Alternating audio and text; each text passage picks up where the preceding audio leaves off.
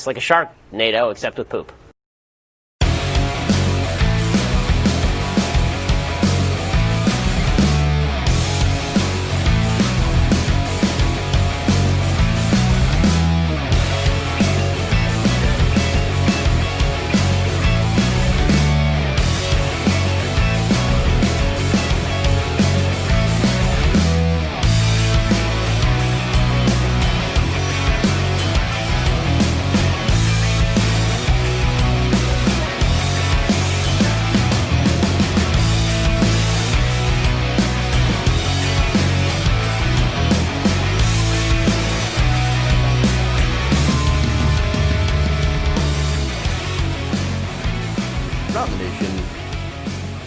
Hey everybody, welcome to the show. It's Wednesday. Oh, also a little thing happened. It appears we have a new president. But anyway, no, it's kind of a big day. It's kind of a big deal. The long national nightmare is over, kind of. Although we have many, many smaller nightmares in order to address. Donald Trump's gone, officially. President Biden has been sworn in.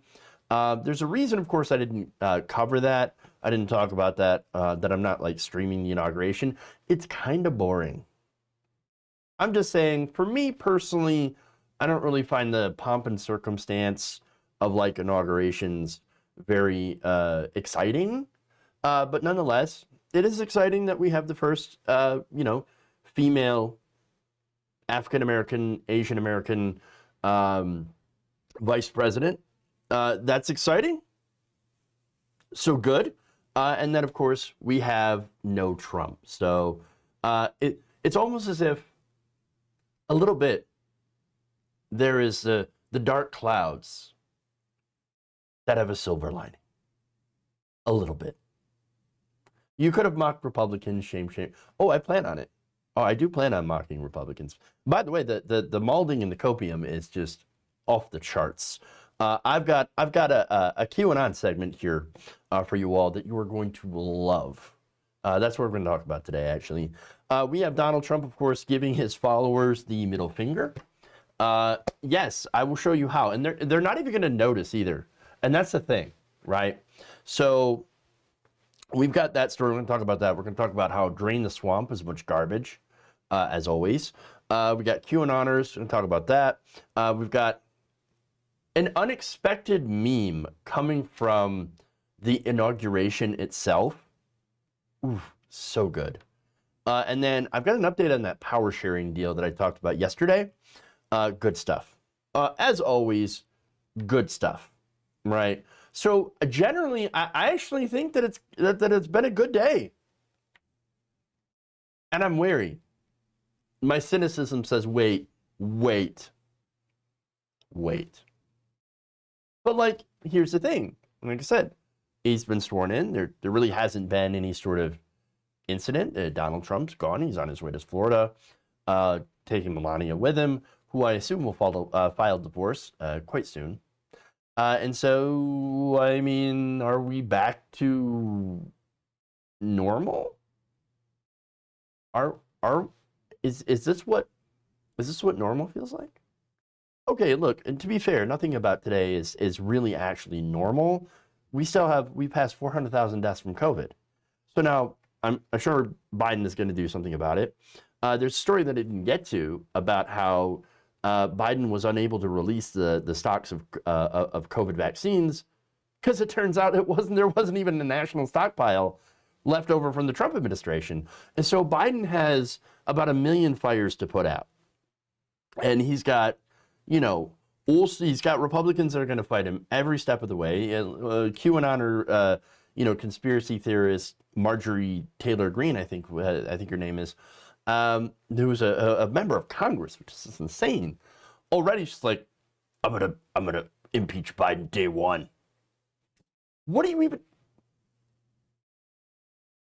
So understand that, like, everything may sound like it's going back to normal. It's not, because there is no normal. But really, and here's the thing, right? So my politics don't align with Joe Biden. I'm significantly to the left of Joe Biden. That said, in the good things that he will undoubtedly try to do, I actually wish him as much success as I can. Because I actually want him to be successful at doing good things. I want good things to happen. And so I will give him credit where credit is due. And of course, I will criticize him, from the left in order to try to push him or talk about pushing left. And to try to get him to do better things. Good things, yes, he will do. But also we need to push him to continue to do better things. And so that's kind of what we're doing. Many fires to put out. I hope I don't. I hope we're not going to start any wars. Okay, that is definitely going to be something that I will push against because that's not good. No, that's the wrong way to look at it. Like, don't you're black pilled. Okay, like you're super doomer, right?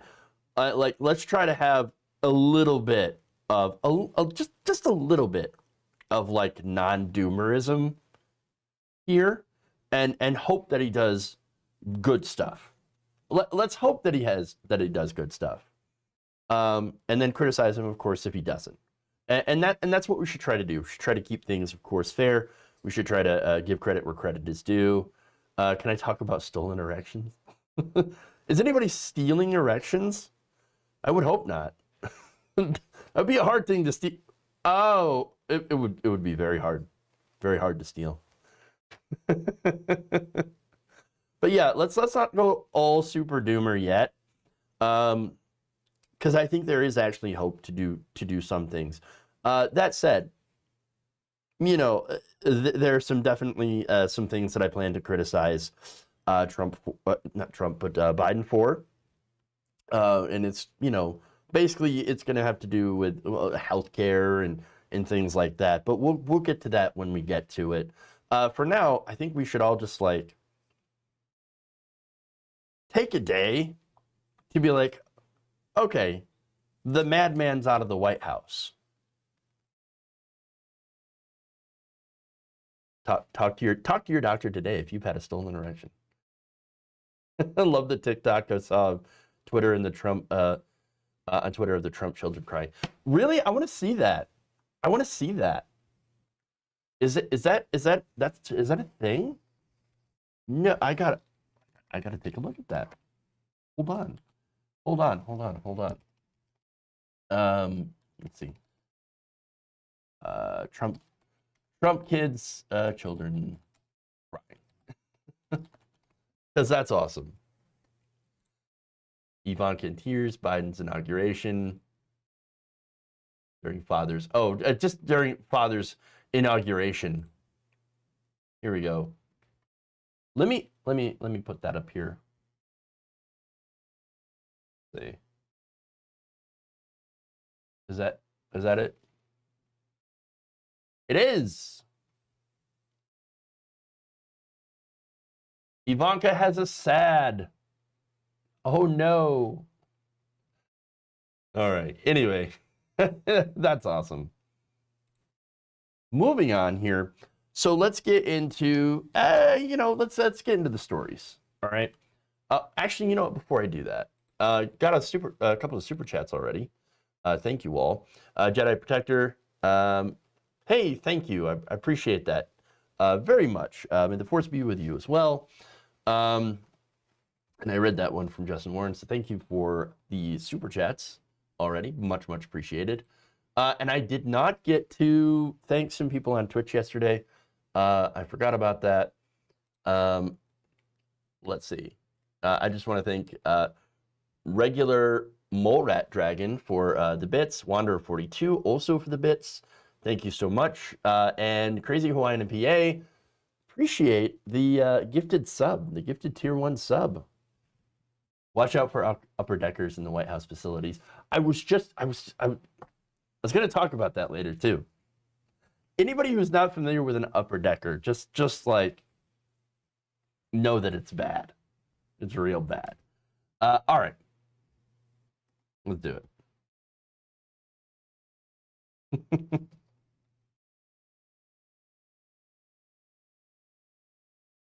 It's over. the long 4-year nightmare of Donald Trump being in the White House is done. Donald Trump has left the building. But of course, on his way out, he made some pardons. There's nothing new about that, nothing controversial about the act of a president making a pardon. So, but how, who he chose and who he didn't choose to pardon, well, that is quite telling. It's quite interesting. In fact, 2 people stick out as being a complete middle finger to his own supporters, and I don't mean the non-pardon of Joe Exotic. All right. So now the first actually is, well, former chief of staff in sentient pustule, Steve Bannon. Steve Bannon. So now Donald Trump told people that after much deliberation in the White House, he had decided to pardon Steve Bannon as one of his final acts in office. Prosecutors pursued Mr. Bannon with charges related to fraud stemming from his involvement in a political project. The statement from the White House Press Secretary Kayleigh McEnany read. So now those of you who need to be refreshed, because the last 4 years has felt like the last 40, Bannon is facing a federal case that began back in August when New York federal prosecutors charged him and 3 others with defrauding donors of more than $1 million as part of a fundraising campaign aimed at supporting Donald Trump's border wall. So this was a build the wall project. You remember the wall, right? You remember how Mexico was supposed to pay for it first, and then of course when that didn't work out, the military was supposed to pay for it, and when that didn't work out, and when Congress couldn't fund any of that, they ended up doing a GoFundMe campaign. Yes, literally GoFundMe for the wall. Wow. And hey, it turns out Bannon took that money literally and put it in his pocket. Of course, according to the indictment, the fund called We Build the Wall, which didn't happen, was actually a slush fund for the personal expenses of Steve Bannon and his co-defendants, Brian Kolfage, Andrew Bottolato, and Timothy Shea. Kolfage, of course, struck a deal with Bannon and Bottolato to earn $100,000 in the wall funds immediately and $20,000 a month after that, according to the indictment. So now, Kolfage had told Bottolato in the text exchange, quote, this is part of the evidence. As far as the public knows, no one is getting paid. Salaries will never be disclosed. Well, I added the laugh, of course, but they also used hundreds of thousands of dollars raised for the wall for personal expenses. They used the money to purchase speedboats, cars, cosmetic surgery, and travel. Cosmetic surgery, I sure hope Bannon wasn't the one getting cosmetic surgery, because if that's true, that doctor needs to be fired. Didn't work. I guess there's, only so much you can do for someone who looks like a human raisin. Just saying. All right, so again, they knew, they lied, and of course, by the way, Donald Trump had also known about this. He endorsed it. Shea's wife, Amanda, tweeted back in 2019 that she had discussed the project with the president himself in detail. And of course, after the indictments had come out publicly, some of the donors were stunned and upset. I don't know why you would be stunned. You're giving money to criminals. Quote, I feel taken. Barbara Copeland, a 56-year-old Trump supporter in South Carolina, told HuffPost back in August. She said that she donated $100 to build a wall in 2019. I too fell for Kolfage's claims that he was never going to use a dime of it for personal use. Yes. How dumb do you have to feel as a Trump supporter right now? If you're a hardcore MAGA guy who believed everything he said, how dumb do you feel? I'm not saying that agreeing with him on policy makes you dumb. That makes you an a-hole. But, trusting Donald Trump, giving money to people who are near Donald Trump, people like Steve Bannon, that makes you dumb, because they are obvious grifters. And it makes you at least gullible at the least, okay? Especially considering how Steve Bannon was laughing at you and joking about this out in the open. Take a look. Welcome back. This is Stephen K. Bannon. We're off the coast of Saint-Tropez in southern France in the Mediterranean. We're on the $1 million yacht of Brian Kolfage. And Brian Kolfage, he took all that money from Build the Wall. Yes, he was joking, but also he wasn't, because that's exactly what happened. They took the money Trump built the wall and used it to buy boats. Again, he thought that you were so stupid that he could just rub it right in out in the open. They stole from you, they laughed at you, and that's it. Also, Donald Trump, he's laughing at you too, because he just let that grifter off. In fact, a senior Trump advisor told CNN that Bannon and Trump had communicated in recent weeks. Of course, that was after the high-profile exit after Trump kicked him out for saying bad things about, I think it was Ivanka Trump, called her dumb as a brick, and criticized the Trump Tower meeting that Don Jr. was involved in, that ended up, of course, leading to absolutely nothing being done against Trump or the Trump family. And so, okay, whatever, it turned out to be nothing. So now, while some advisors believe that it was decided last weekend that Bannon was not getting a pardon, Trump continued to raise it to Tuesday night because, of course, Steve Bannon kept talking about how, oh, Trump's right. There's so much voter fraud. In fact, there's going to be a war. There's going to be a war on January 6, 2020. Or 2021. You just watch. There's going to be a war. It's going to be a war. Well, that's what happens. But what this is, obviously, is a slap in the face to all the so-called patriots who funded this ridiculous border wall. These are people that gave money, right? Another action taken by Trump was the commutation of the prison sentence of a man named Fred Davis Clark Jr. So this is another one, right? So now this person was convicted in 2015 for crimes related to a Ponzi scheme. Now the Tampa Bay Times reported this and talked to one of the victims, right, of this person. That's a Trump supporter named Kimball Pugmire. So Kimball Pugmire, not happy about the president's decision. Pugmire actually ended up losing his entire life savings to this ridiculous Ponzi scheme, which the United States Department of Justice said involved sales at K-Club resorts and marinas to approximately 1,400 investors in the Florida Keys and elsewhere. In an interview with the Tampa Bay Times, here's what Pugmire said, quote, "I thought, well, he will probably die in prison and he deserved it. I was thinking that's justice because now he can sit there the rest of his life contemplating what he's done to other people. I had been trying to forget about all this, but it makes you wonder, even being a Trump supporter, about his honesty." Yeah, about Trump's honesty? You got played. You got played. He just let the guy go that stole your money.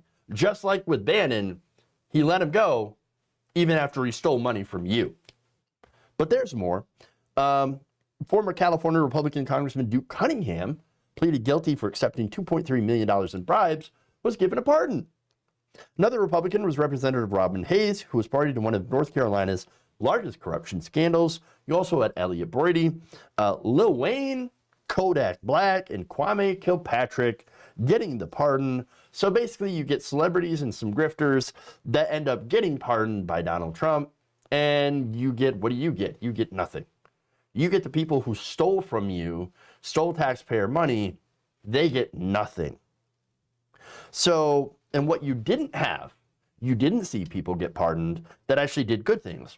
For example, journalist Julian Assange. Where's his pardon? He didn't get a pardon. What about whistleblowers Edward Snowden? What about Reality Winner?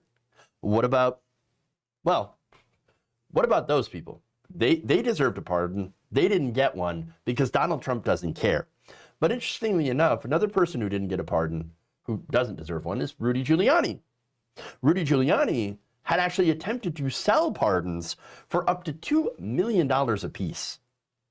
In fact, the New York Times reported that an associate of Rudy Giuliani had actually told CIA torture whistleblower John Kiriakou, who also did not receive a pardon, that if you want one, it's going to cost you.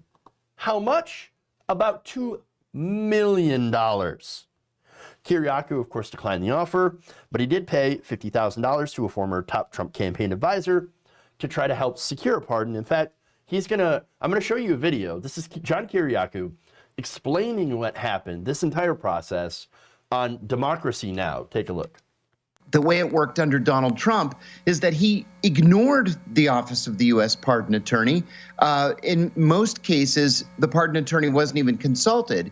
If you were a friend of the president, or you knew someone who was a friend of the president, or you hired a friend of the president, and you could get to him, I thought it was and make your case, then you were considered for a pardon. What I did was, I had to hire a lobbyist who had headed the Trump campaign in Florida in 2016. She charged me $50,000 that I didn't have. I had to borrow, with a promise of another $50,000 once I got the pardon.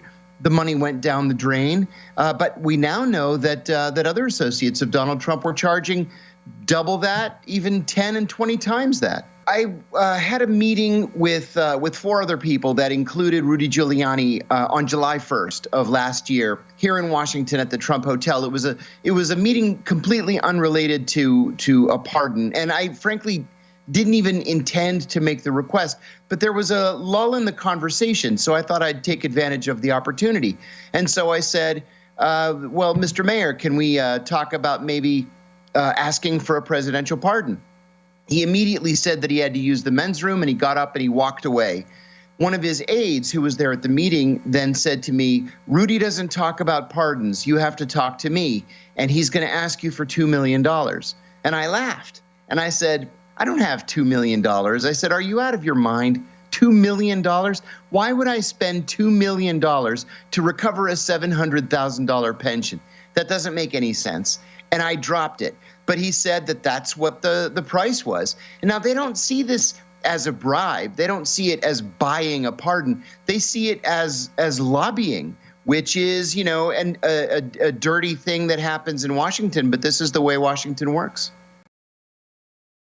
Drain the swamp my ass. When it comes to pardons, I mean, he's not going to pardon anybody that's actually done really anything good in this country. No, he's going to pardon people who paid him. And here's the thing, Kiriakou deserves a pardon because he exposed the torture program in this country and our human rights abuses.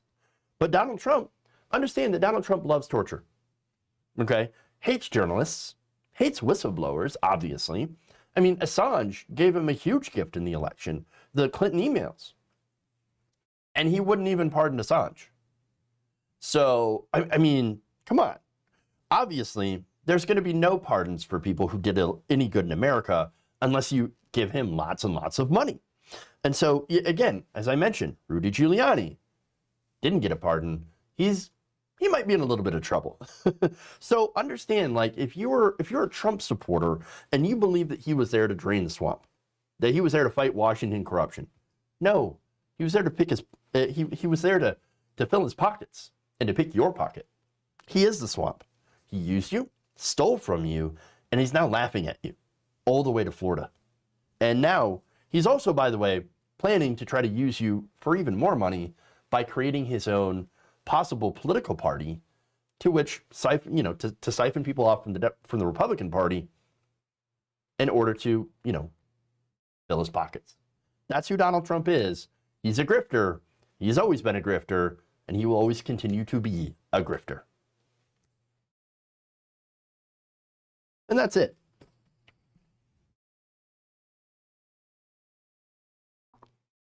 Moving on.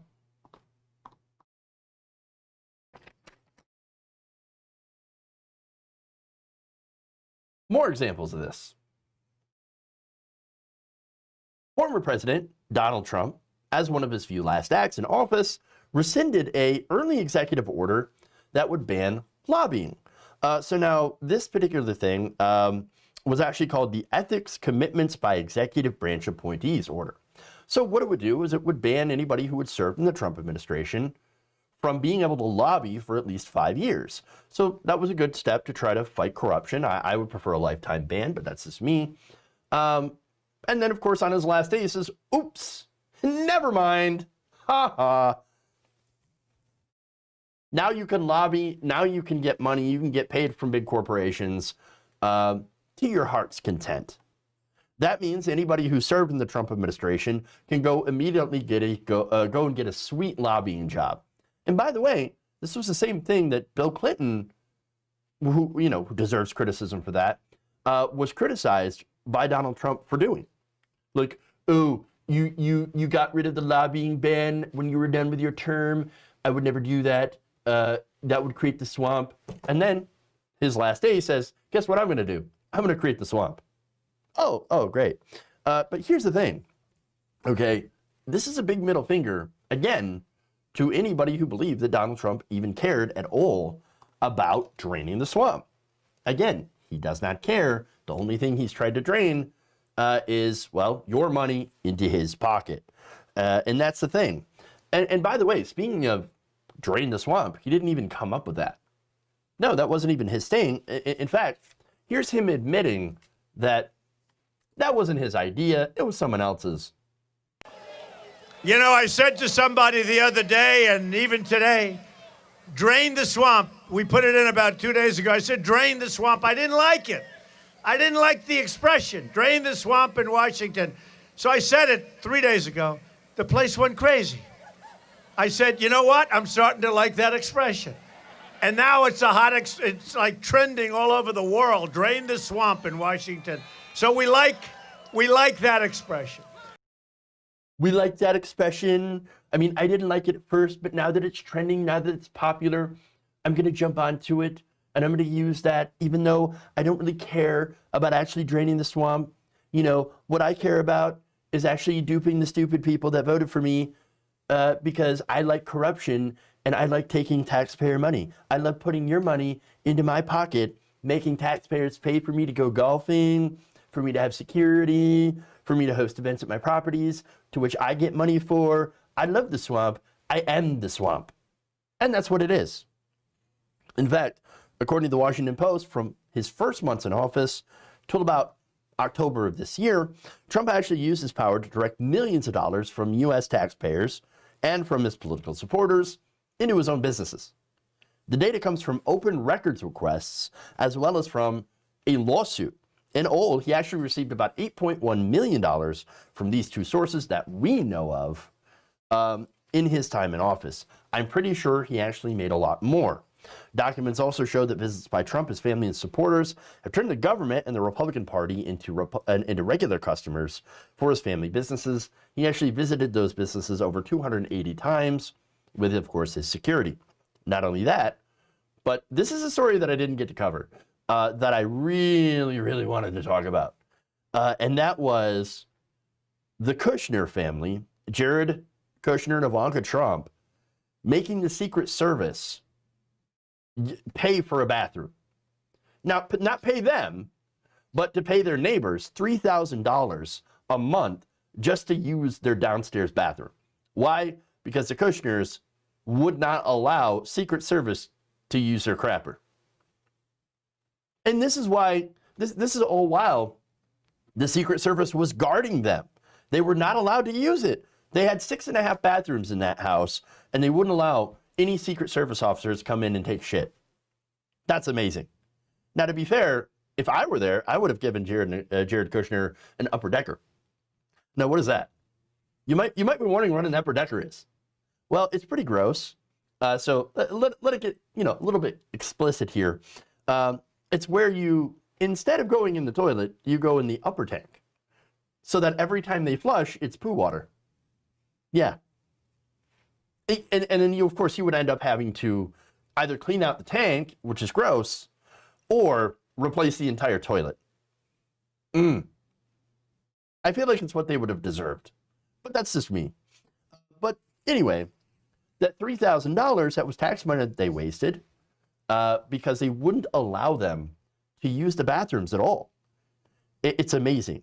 And even the Obamas, who were kind of far away, were like, yeah, you can go ahead and use our bathroom, that's fine. Yeah, we're not going to charge you extra. What are we, the Kushners? We're not insane. We're not assholes. No, we're going to go, we'll let you use our toilet. But again, it was kind of far away. But you want to talk about the swamp, right? That's what it is. The idea that these ghouls, that the people who had worked in the Trump administration, can now go back and lobby Congress on behalf of giant corporations.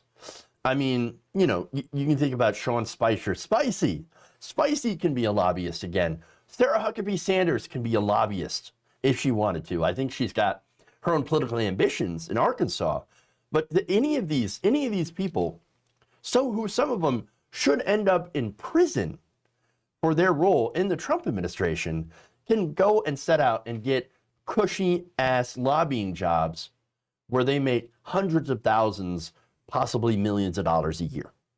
So there you go. That's the icing on the crap cake that this family has left America with their swampy ass grift.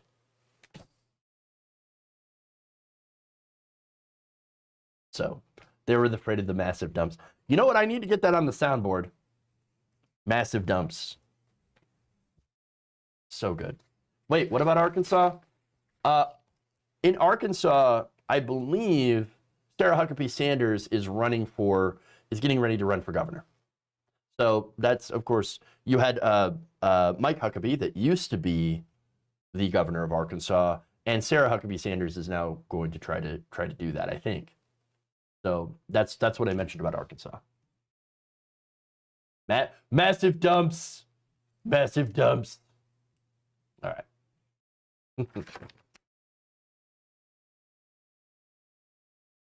Moving on here. Let's go to QAnon. They're having a day. They're having the greatest day. The best day ever. So, hey, look at that. We got 1,000 people watching on YouTube. Holy crap. Thanks, you all. Please give us a like. All right.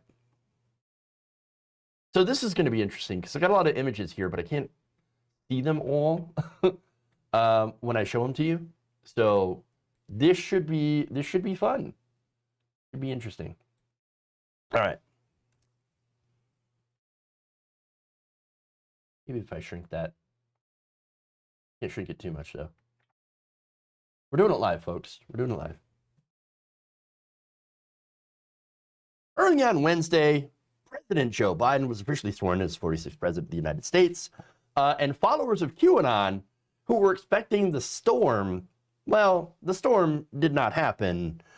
In fact, I've got a lot of screenshots of QAnoners melting down, molding, and it's hilarious. It is pure comedy gold. So first, let's take a look at this, shall we? So now, this is from a screenshot shared by Jared Holt of Right Wing Watch of one of the QAnon groups. So now, I love this comment, starting out with saying, well, I'm the official laughingstock of my family now. Awesome. I mean, you didn't expect that? I mean, are you serious? This is an embarrassment. Says another. Here come the excuses now. Another person says, Q said noon. I will start kicking people for their attitudes. We are patriots. You stand here and hold the line with us or you can leave. Your choice. But Q never came, did he? It never happened. Sad. Baby. We have more. Oh, fun times. So let me read that. That's from, another Q posting group here. You can see some of the headlines here. Guys, watching Real America, what is it? Anyone else feeling beyond let down right now? It's like being a kid and seeing the big gift under the tree, thinking it is exactly what you want, only to open it and realize it was a lump of coal the whole time. The whole time. And I love the federal agent warning, by the way, at the bottom. That's a nice little backtrack. Every post I've ever made in this website is satire. I do not condone or support any of the opinions expressed in this website. Any post associated with this account is satire and should be treated as such. At no point has anyone associated with this account ever condoned, encouraged, or committed act of, or abated acts of violence and threat against any persons, regardless of racial, ethnic, political, or cultural background. In case of an investigation by any federal entity or similar, I do not have any involvement with the group or people in it. I do not support any actions by any members of this group. I've removed all other posts and comments I have made on this account. You know what's funny? Trump supporters, Donald Trump himself, hates Section 230. Section 230 actually protects companies and hosts, web hosts, from being held liable for the things that their users post. So if you got rid of Section 230, then, you know, you would be held liable for anything anyone posts on your on your like website or your timeline, whatever. Okay, in these kinds of websites that you host, that you've created. Just a little irony there. Okay, for those of you who are pushing that, any federal agencies that are watching this website, I didn't do anything wrong. Please don't hurt me. Please don't come for me. Hilarious. All right, there's more. Where's the storm? What happened? Why didn't the plan work? And the best one, I feel stupid. Yes, I feel stupid indeed. He says, it's true. It's true. But stick to the plan. Stick to the plan. He's got the plan. Why isn't the plan working? Why? Oh my God. What if there wasn't a plan the entire time and Q was just fake? Oh my God. Oh my God. There's more. Trump fooled us. It's always darkest before the dawn. Yes, before the dawn. Worst day in American history. I'm sick to my stomach. I can't believe what's happening. But you knew what was happening. You knew. Nothing to let out. Disappointment. Utter disappointment. Sad. All right. Even more. The fun continues. So let me find this. These are great. Cute.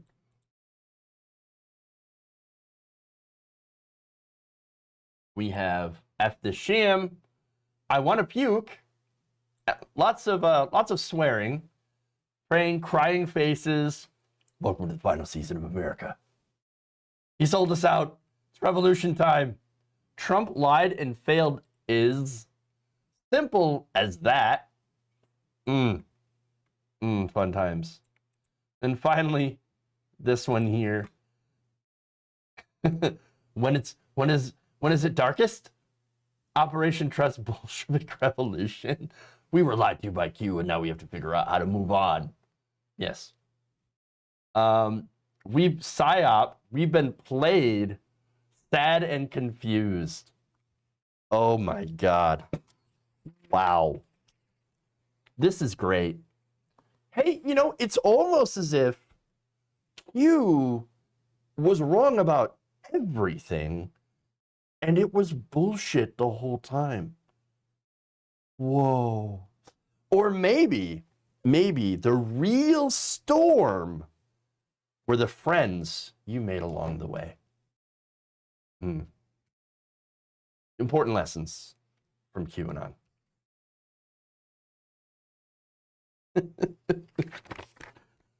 Oh my goodness. Fun times. Let's head to more fun.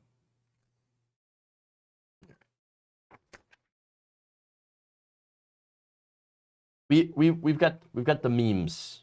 All right, we're gonna get to the memes here. The fun Bernie memes. All right. The FBI has labeled QAnon a terrorist organization. Is that true? It wasn't a lie. You ever see The Great Awakening? Oh, it is a Great Awakening. The fact that now they've awoken to, oh my God, it turns out we were dumb and stupid the whole time. Oh my God. All right. Let's go to Bernie. Little bit of candy, a little bit of fun. Today was President Biden's inauguration, and yet it wasn't just Joe Biden that was the center of attention. It appears that Senator Bernie Sanders had lit social media on fire with his epic Vermont grandpa look. So now I've got some video of him. Let's take a look.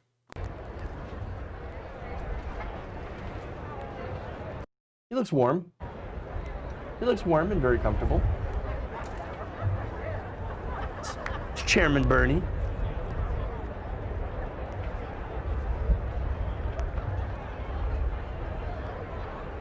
All right. Not much to it. All right. So Now, apparently, that is the same jacket that he wore in the meme, where he is, he's just asking, right? Hey, I'm asking for you to help, to donate one more time or something like that. Leave it to me to forget the meme, okay? But hey, all right, social media weighs in, and here's the cut saying, Bernie Sanders showed up to the inauguration proceedings looking like a man who was preparing to shovel the driveway, a man who was about to get into Subaru Forester and head to the grocery store. Iconic. Hey man, you can't blame a man for being both comfortable and practical. Again, it's the same jacket. Why do you have to buy a really expensive jacket to go to the inauguration when you could just put on your grandpa jacket and your cozy ass mittens and go? It's fun times. All right, more. Another person says, when you have to be polite and watch at least 5 minutes of the other band's set, should have been Bernie. I'm just saying, should have been Bernie. Another person says, Bernie looks fully prepared to leave his event early and mail his taxes in cashier's check. I am once again asking you to drop this off for me. And then another person says, make no mistake, this is how Bernie would have showed up to his own inauguration as well. And then I want to show you some of the memes, because I love the memes. You all love the memes too. So there's the first one. Awesome. Another good one. And there's so many of these. So many of these. Like this. Little bit of little bit of Destiny 2 there. Bernie over there just chilling. Find Bernie Sanders in this picture right there. Love it. That's iconic right there. Do you remember that day? Bernie Sanders was in the room. Looks very comfortable. Very, very comfortable. And then finally, the only one that's not clapping, Grandpa. Fun. These are fantastic. Internet win. And by the way, there's a story behind the mittens. Do you not know this? There is a story behind the mittens. In fact, Bernie's mittens are made by somebody, a teacher from Essex Junction, Vermont, that named Jen Ellis. She gave them to him 2+ years ago and was surprised when he began to wear them on the campaign trail. So again, it's the same jacket and the same mittens that he was wearing when he was starting the campaign. And these same mittens were actually made from repurposed wool sweaters and lined with fleece made from recycled plastic bottles, which is 100% on brand for Bernie Sanders. Now, how can you not love this man? He is so incredibly wholesome. Take a look, America. That could have been your president today. Instead of Joe Biden, we could have whole Chairman Dank Bernie as our president. I'm not saying that we missed an opportunity of a lifetime to elect this man, except that's exactly what I'm saying. He looked like he was the warmest there. Yes. Yes, absolutely. Anyway, let's move on. One more story here. This is an update to the power sharing agreement. It's not going well. Not going well at all. All right.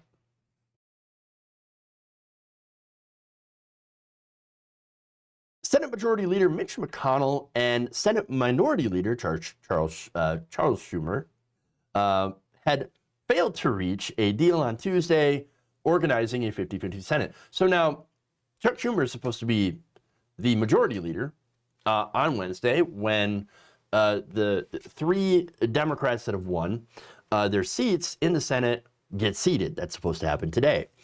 So now, in the lead up to that, they've been having discussions on how they're going to share power in a 50-50 Senate. So now it's going to be evenly split. You're going to have Kamala Harris that's going to come down and basically be the tiebreaker. So, in essence, yes, the Democrats do control the Senate, and actually they have the power of budget reconciliation. I'll get into that in a little bit, all right? So now they've been trying to talk about this power sharing agreement, which I wasn't exactly in favor of because I don't think that we should share power with fascists. I think the Republican Party is a cancer on society. I think that the United States and the world would be much better if the Republican Party were rendered absolutely powerless overall. So no Republican Party. I'm not saying the Republicans shouldn't have representation, of course. I'm saying that the world would be better off if they didn't, because they hold us back. The Republican Party, again, is essentially a cancer on American democracy and on democracy everywhere. And we saw an example of that on January 6th when Trump supporters, backed by members of the Republican Party, tried to overturn and overthrow the results of a legitimate election. They are, again, a cancer. But anyway, all right, so that said, with a 50-50 Senate, Chuck Schumer's like, I got to share power with Mitch McConnell, my friend from Kentucky, Mitch McConnell. And so now they've been having some discussions, but it all happened to fall apart because, you know, they couldn't agree on one tool that the minority likes to use, and that's the filibuster. So now Mitch McConnell is pressing to use the power sharing agreement to help protect the filibuster. So a lot of progressives are saying, let's get rid of the filibuster so that Mitch McConnell can't sit there and block everything like he did during the Obama administration from getting through, so we can actually do things like, I don't know, try to solve climate change or work on reducing emissions and getting, you know, things like at least parts of the Green New Deal passed. Or, you know, we can also work on things like getting people health care, you know, doing a $15 minimum wage, you know, good things that the American people actually voted for, things that the American people actually like. But, you know, the general rule with Republicans is if the American people like something, then the Republican Party is going to be against it because, well, normally the Republican Party only serves their donors, and the donors' interests happen to be diametrically opposed to the interests of regular working Americans. So that's why Mitch McConnell wants to keep the filibuster, and that's why, unfortunately, the filibuster is going to stay. Okay? So now, Doug Andrus, spokesman for Mitch McConnell, said that during Tuesday's meeting, the GOP leader expressed his long-held view that what he says, the, quote, crucial, long-standing and bipartisan Senate rules concerning the legislative filibuster remain intact, specifically during the power share for the next 2 years, in which, of course, they hope, the Republicans hope that they can block enough of the Democratic agenda to then run on and say, look, the Democrats can't do anything. You should elect us. You know, the guys who tried to take over the government through force and then sat there and blocked everything that could have possibly helped you and your family, put us back into power and see what we can do, which would be, of course, to try to give, you know, giant tax cuts for the rich. So there you go. All right. So now Andres continued by saying, discussions on all aspects of the power sharing agreement will continue over the next several days. So I'm against the filibuster because that is the way that Mitch McConnell will try to prevent Democrats from doing anything, as I mentioned. That's why McConnell wants it. That's why it's got to go. Unfortunately, there are Democrats that are not on board with the idea. They're wary of the idea, citing like precedent, like, oh, if we get rid of the filibuster, well, then that means the next time Republicans get into power, they're going to be able to use the filibuster. Or how about this? This is an idea, right? How about you actually get rid of the filibuster and then do the things that you promised, and you're going to get voted back into office. Republicans, if you actually serve the people, then Republicans would never, ever get back into power ever again because you would be actually serving the interests of the American people, and you would be popular, and you would be voted back into office. I know, but they're so scared. They're so scared, okay? And they refuse to do it. And one of the people that absolutely explicitly says we cannot get rid of the filibuster is Senator Joe Manchin. Yes, Joe Manchin. He has already vowed not to get rid of it. So with a 50-50 Senate, you're going to have to get the whole caucus on board to get a simple majority in order to change these rules. And with Joe Manchin, he ain't going to do it. And so that, unfortunately, as they explain, Democrats will only have a 50 majority, which includes Kamala Harris, who can break the tie, meaning they need the support of the caucus to go nuclear. And again, Mitch McConnell, he's going to continue to have the power of the filibuster since you have Democrats that are not going to vote in favor of this. And so that's going to be a disaster if we want anything to be done. Now, it also puts Joe Manchin in one of the most powerful positions in the Senate. He is now the crucial swing vote that everybody is calling for. Oh, Joe Manchin, can you please come together? Oh, what are you going to give me? What are you going to give me? Now, Joe Manchin, I've talked about him before. He's a Republican in blueface. That's all he is. That means we're not going to get anything done unless Joe Manchin gets his ass kissed. And he's presenting it to everyone right now. He is showing everyone his ass and saying, pucker up. Unless you want, hey, good, nice Democratic platform you got here. It'd be a shame if anything happened to it. But you know what? If you kiss my ass enough, well, then maybe I'll consider it.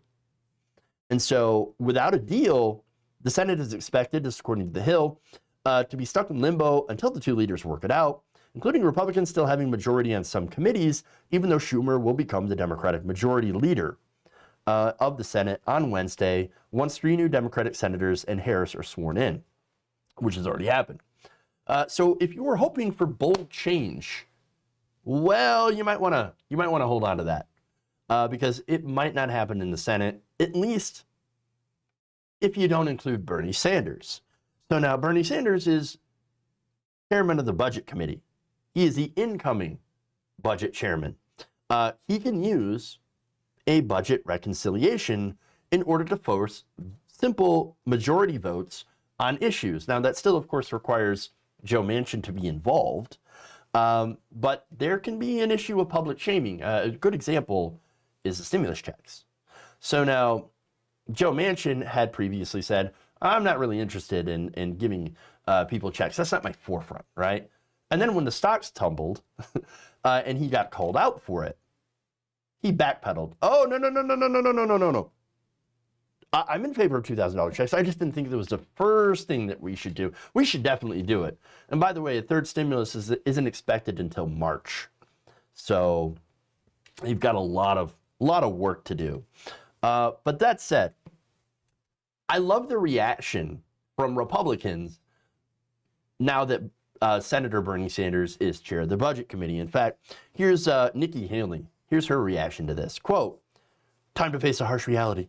Socialist Bernie Sanders will become the chairman of the Senate Budget Committee. He has vowed to use his position to enact his progressive agenda on healthcare, climate, infrastructure spending, and cutting defense spending. Hey, all that sounds really cool. I would love that. Oh, but wait, from her perspective, she thinks it's bad. How dare you use your power to actually help regular people? Ooh, I know, right? Now, with that said, here's what People for Bernie had tweeted back at her. This is an organization group. You forgot to mention raising the minimum wage to $15 an hour and taxing your rich friends. I love it. More. Republican fears of Sanders taking over the committee go back to at least 2016 when Paul Ryan, remember Paul Ryan, loser Paul Ryan of Wisconsin, then Speaker of the GOP-controlled House, said ahead of that year's election, quote, if we lose the Senate, do you know who becomes chair of the Senate Budget Committee? A guy named Bernie Sanders. You ever heard of him? Yeah. Yeah, we have. And we kind of like him because he likes to do good things. Yes. In fact, here's Warren Gunnels. This is one of Sanders' most senior aides who went out of the way to identify himself as the incoming majority staff director, which is always fun, for the Senate Budget Committee. Here's what he said last week on Twitter, last Friday. Yes, we can and we must use budget reconciliation to increase the minimum wage to at least $15 an hour with a simple majority vote in the Senate, just like Republicans did to pass massive tax breaks to the 1%.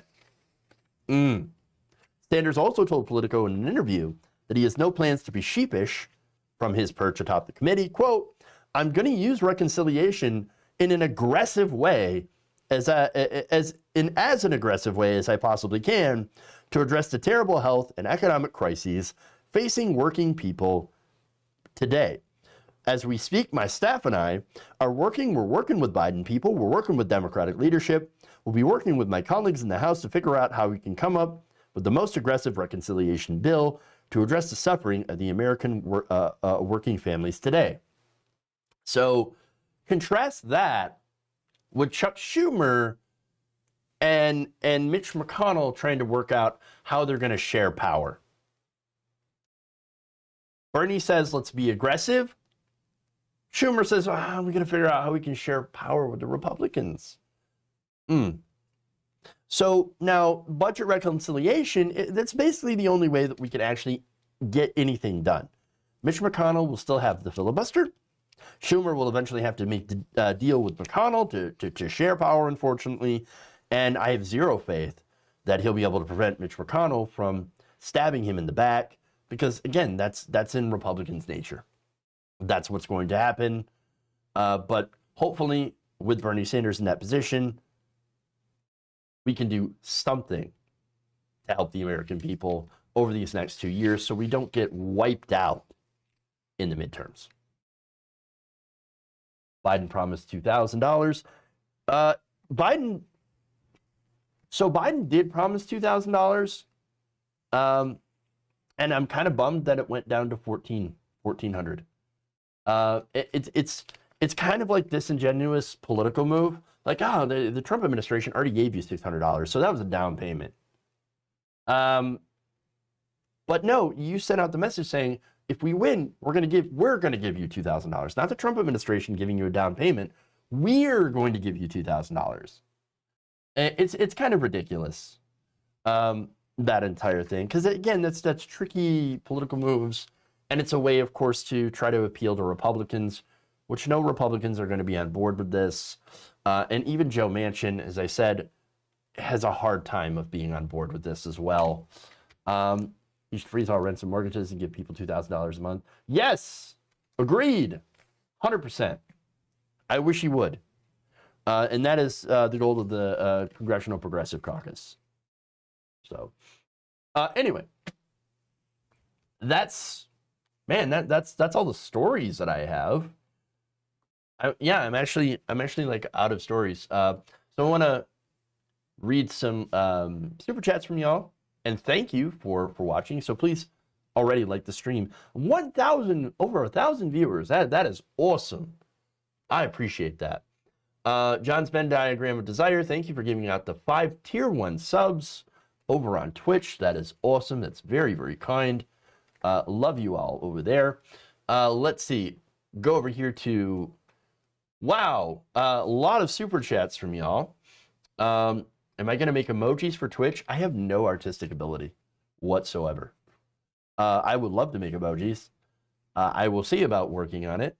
Let's see, I'd love to do that. Let's see. Trump family is crying because the pardon payoffs are not enough to pay off all their debt.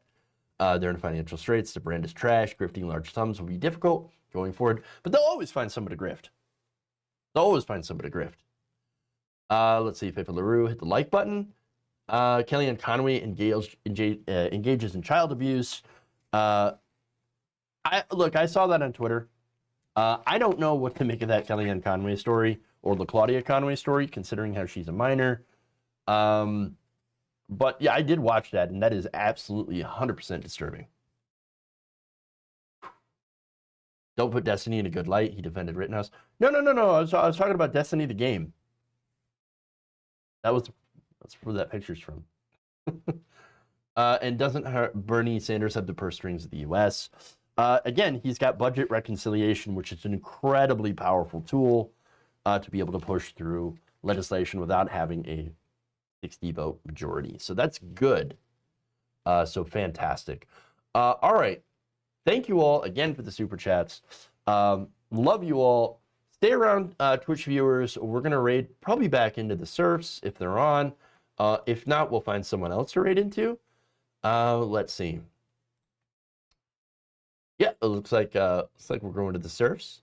To everyone else, please like and share if you haven't already. Go and share our videos around. It's one of the best ways you can help us. Become a patron, patreon.com/Jeff Waldorf. All those different ways that you can help us. Like us on Facebook. 107 people on Facebook. If you're watching, please like our page if you haven't already. So, and we will be back tomorrow with another great show. Thank you all. Love you. And remember, change begins with you. Good night, nation. We'll see you all later.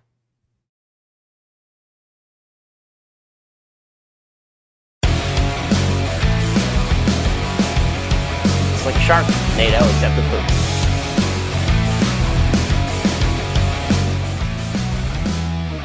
Amazing. Thailand.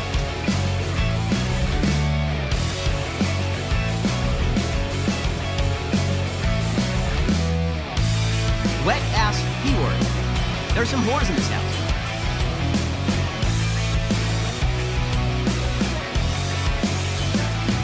Please clap.